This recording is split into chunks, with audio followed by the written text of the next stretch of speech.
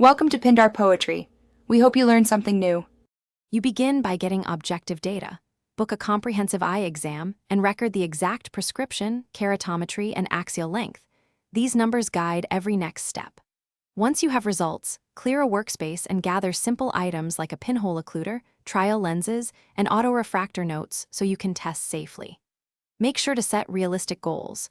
Myopia management aims to slow progression and optimize vision, not necessarily reverse it, and you'll choose options based on those measurements. Now you pick and apply the core interventions.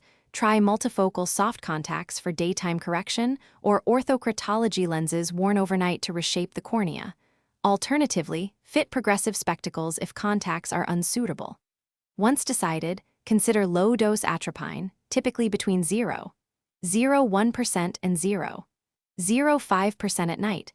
Monitor for changes in pupil size and focusing. Make sure to add lifestyle change.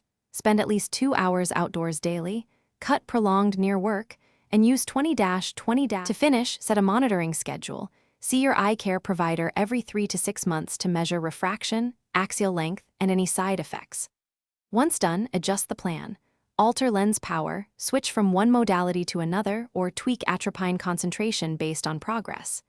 If things go wrong, sudden blurred vision, persistent discomfort, or rapid myopia progression, stop the offending device and contact your clinician immediately. One key troubleshooting tip is to prioritize objective measurements like axial length to guide decisions.